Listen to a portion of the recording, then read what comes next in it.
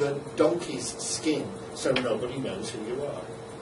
So the girl agreed to this, and off she went, with the trunk following her underground, and she went wearing the donkey's skin so that nobody knew who she was. Well, the king sent out messengers and soldiers to look for her, but of course nobody recognised her, and nobody wanted to go near her because she was so ugly and dirty, and that skin was still smelly from being fresh from the animal. Well, she walked and she walked and she walked, and everywhere she came across, she asked and begged for work. But everybody took one look at her and one sniff at her, and they all refused and sent her on her way. Sometimes with a bite to eat, sometimes not. Until she passed through 3 kingdoms, and she came to a farm, and she knocked on the door, and she was at her wit's end, and the cook took pity on her. And he said, well, I can give you work, but it's the lowest work in the whole farm. It will be cleaning out the pigs and feeding the pigs and looking after the pigs. You will be the pig girl. Well, what could she do? She agreed. And they gave her a little place to live, a little hovel right at the end of a path, all sheltered by trees. Just a little one-roomed hovel, but it had a door, and she could lock it, and she could go inside, and so that's where she lived and worked. And every Sunday, she had the day off. So what she did every Sunday was tap the wand on the ground, and out came the trunk, and she'd open the lid and try on all these fine dresses just to remind herself of who she once was. Now, it so happened that this farm was situated not far from the king of that land's palace, not her father the king. This is a three kingdoms distant, remember. And there was a prince in that kingdom, unmarried. And his habit on a Sunday was to roam and ride his horse around the countryside hunting. And frequently he'd stop at that very farm on the way back to water his horse. Now this one Sunday, he stopped at the farm and he took his horse to the watering trough. And he went for a stroll around the farm all by himself. And he found the path down through the trees, and he found the hovel at the end of that path. And he tried the door, but it was locked. So he bent down and he peeked through the keyhole. And what did he see? But the most beautiful girl he'd ever seen, trying on the most beautiful dresses he'd ever seen. These days we'd probably call him a peeping Tom, which is a whole other story. But he tried the door again. And he was just thinking of breaking down the door and going in and introducing himself to the girl when he thought better of it. He went back to his horse, deep in thought, and rode back to the palace. Well, when he got back to the palace, he took to his bed.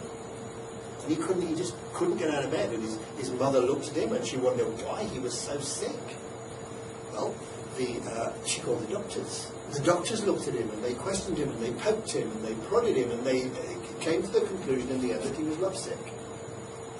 So the mother went to him and she said, what can I do? What can I do? He said, there's only one thing you can do, he said, he said, bring me a cake made by the hands of the fair Donkeyskin. Because he'd asked around the farm, you see, and said, who's that beautiful girl at the end of the path? And they all said, well, she's not beautiful, she's Donkeyskin.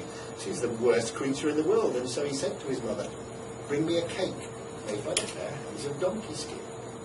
So she went and inquired, and she found the farm, and she found Donkeyskin, and she ordered Donkeyskin to bake a cake for her son.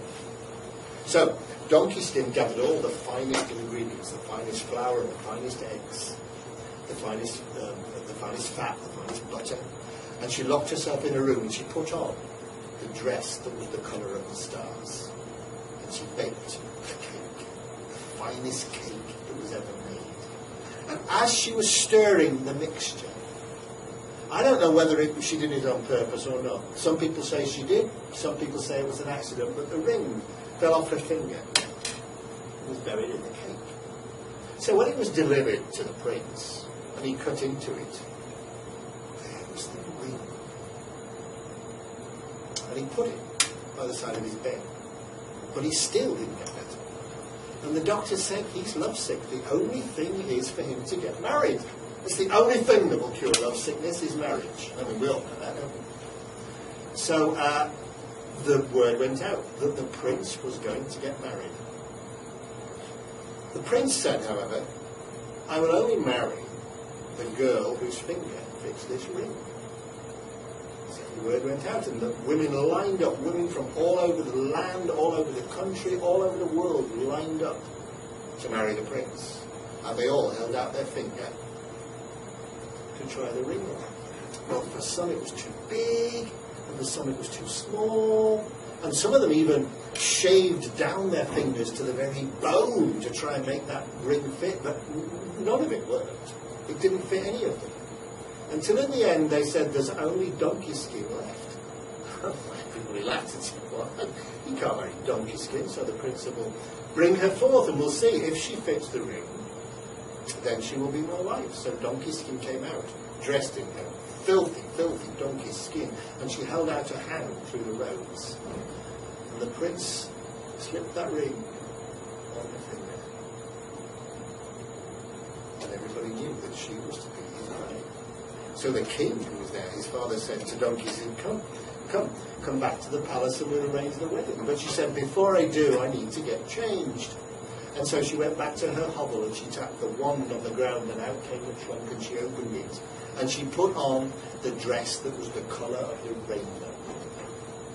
And she walked out and everybody was, and it was a real Disney moment.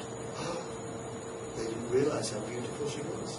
And so back they went to the palace and the wedding was arranged and the wedding ceremony lasted for a week and everybody was invited, all the kings from the neighbouring kingdoms, including Donkeyskin's father. And when he walked into the room, they recognised each other.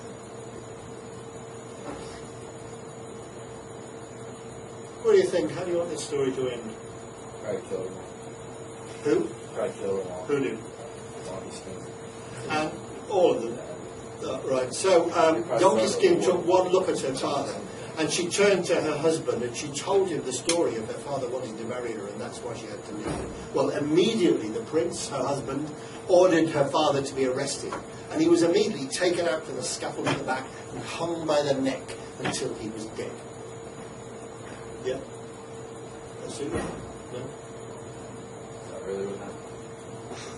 I don't know, that's what you wanted to happen. Anybody want it to end differently? I said Donkeyskin's dad kills the prince. Oh, right. So as soon as the king laid eyes on Donkeyskin and her prince, he whipped out his sword and attacked Donkeyskin's husband.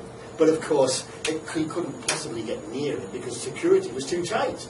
And so as soon as he got within 3 feet of the prince with his sword raised, he was attacked by all the guards. And he was skewered through and through and through with swords and spears and all sorts of weapons. So sorry, couldn't end like that. He tried. Anybody want it to end differently? She marries them both. She marries them both. No, he just leaves right away. He gets his army together and starts a war. So lots and lots of... Now, the thing about endings to these stories is it all depends on what the audience wants to happen and what the storyteller wants to teach. So, if Donkeyskin kills her father, has her father killed, what is that telling to the audience about life and about how they should live? Good guys win. The good guys win, the bad guys get punished. Right? It's clear. And if you are